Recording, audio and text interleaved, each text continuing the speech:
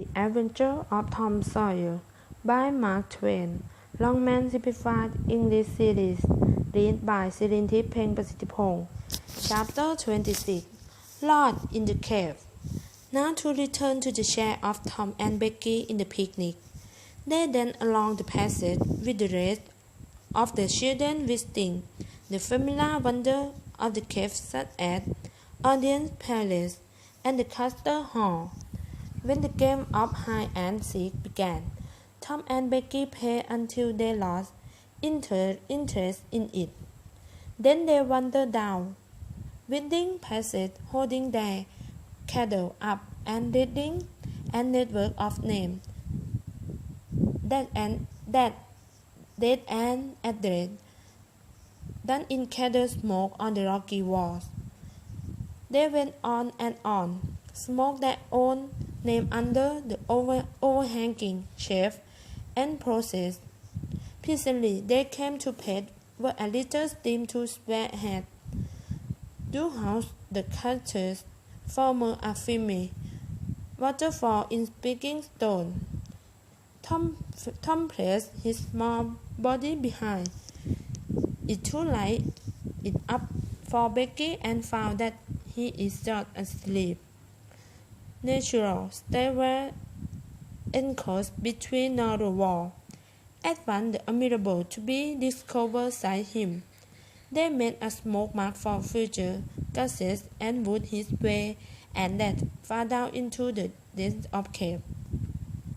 In one place they found a wide hall, from the roof of which hang a gift number for sinking white pew of stone.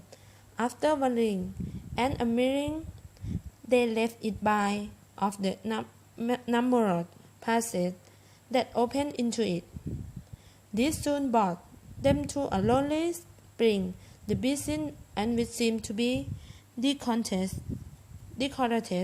with speaking diamonds. It was in the midst of the cave where great columns rose from the floor of meat dust from the roof. Some had already joined.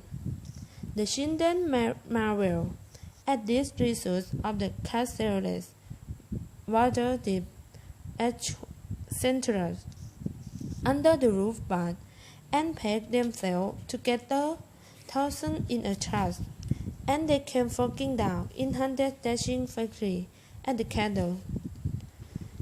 Tom seized Becky's hand has hurried her into the first passage they came to, and by hurrying into every new passage they at last got rid of the troublesome.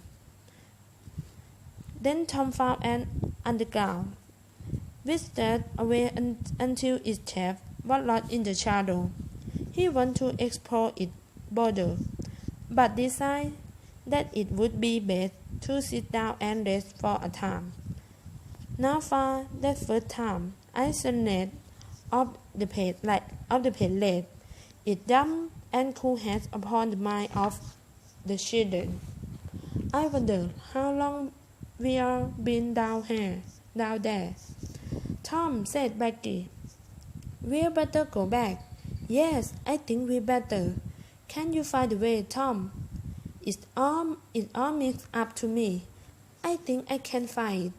But the bad, if they put out but our cattle, we all be in awful difficulty. Let's try some other way. They start off along a passage, looking at each new opening to see if there was anything familiar about it. But they were all stank. Oh, Tom, never mind the ball. Sorry. Oh, Tom, never mind the bat, said Becky last. Let's go back the way. We seem to get lost and lost all the time. Tom stopped. Listen, said he. The silence was so deep that even their own beating seemed loud. Tom shoot. The shoot went echoing down an empty event did die out in the distance in a faint sound that was just like mocking laughter. Oh, don't do it again, Tom. It's too horrid, said Becky. It is horrid, but I did, Becky. The mice heard us, you know, and he shoot again. The mice was even the greater horror. Then he got his laughter. It's confused that Hope was dying. They listened, but there was no result. Tom turned back, but soon a curtain indecision. In his manner revealed another fearful fate. To Becky he could not find his way back. Oh, Tom, you didn't make any marks? Becky, I was a fool. No, I can't find the way. It all mixed up. Tom, we are lost. We can never get out on his awful pace. Oh, why did leave the altar? She sank to the ground and burst into such a dreadful storm, to tear that Tom feared that she might to meet. When her weeping became a little less violent, he begged her not to give up hope. Then he began blaming himself. She told him not to talk like that again, for she was as much to blame as he was, she said. So they moved on aimlessly, for all they could do was keep moving. After a time, Tom looked Becky's cattle and built it out. Words were not needed. She knew that Tom had a whole cattle, a tea of full price, in his pocket, yet he must ask as little as possible. Then the children began to feel weary, but they tried to pay no attention. Moving was at last progress and might have got result, but to sit down was to invite curtain this.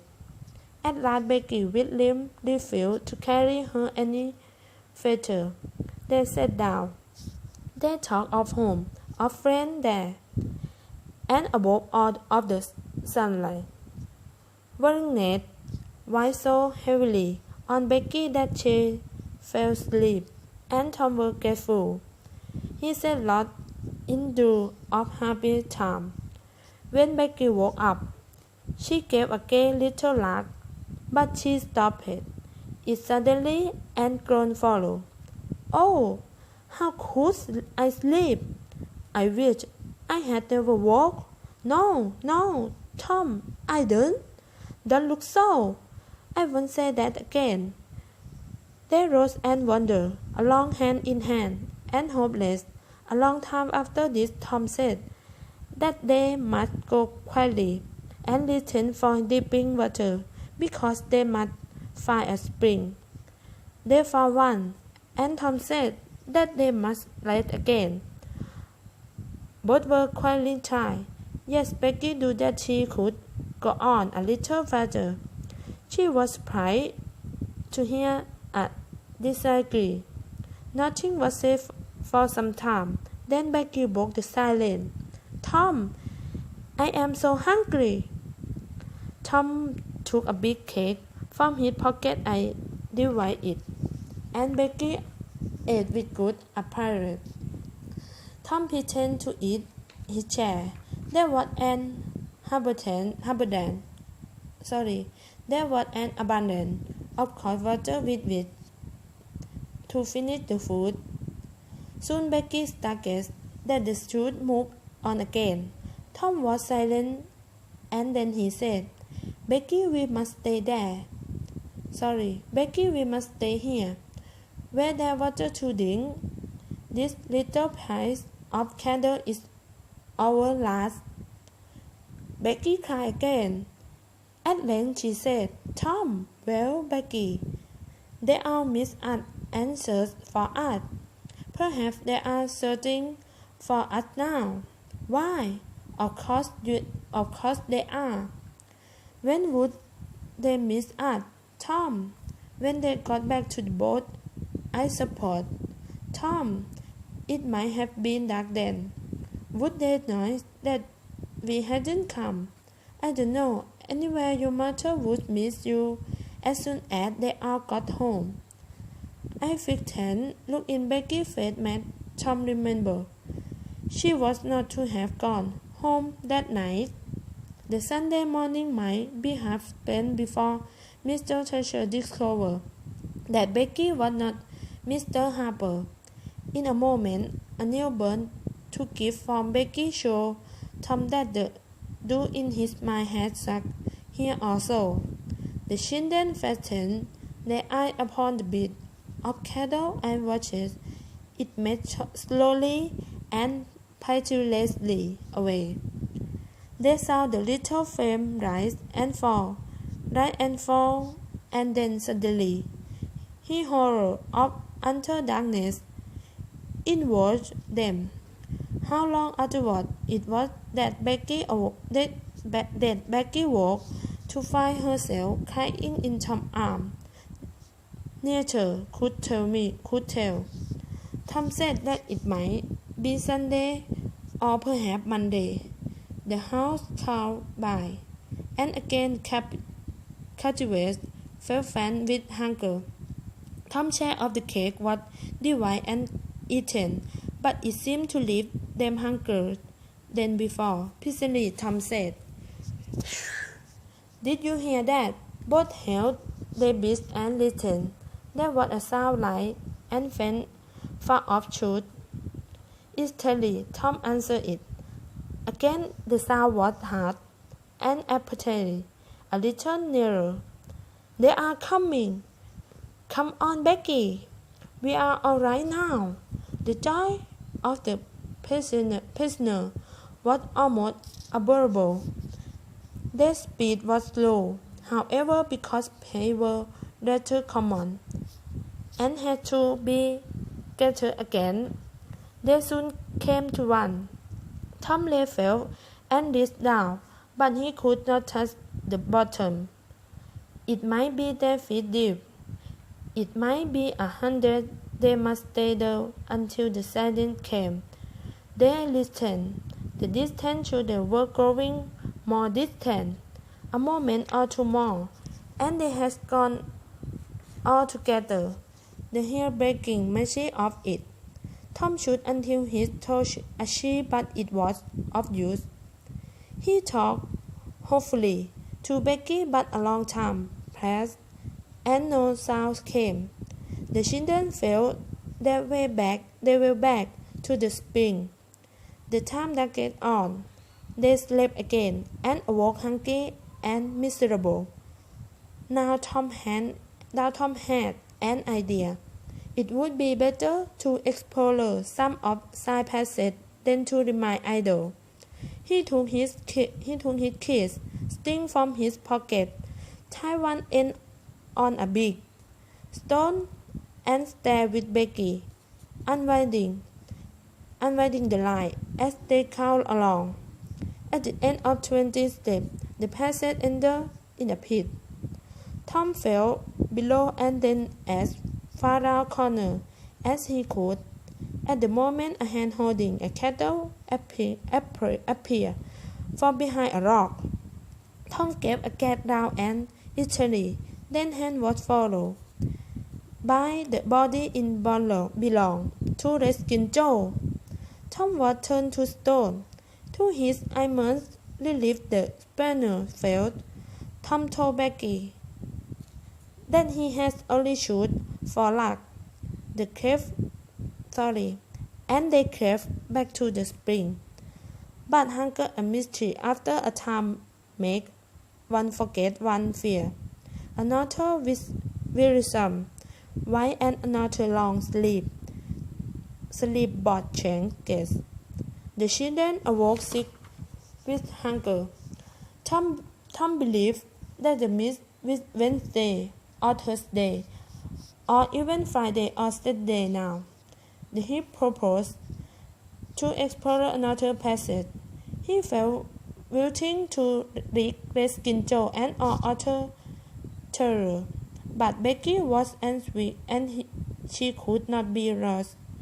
He said that she could wait now where she was and die. It would not be long. She told Tom explorer if he could. She suggested him to come back from time to time to speak to her.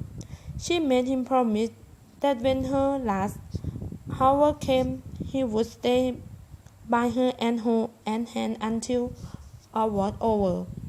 With a lump in his throat, Tom pretended to be confident of finding and searched for a way out of the cave, and with a kite stinger in his hand went carrying down one of the passage sick with hunger and sorrow and vision of their coming fate.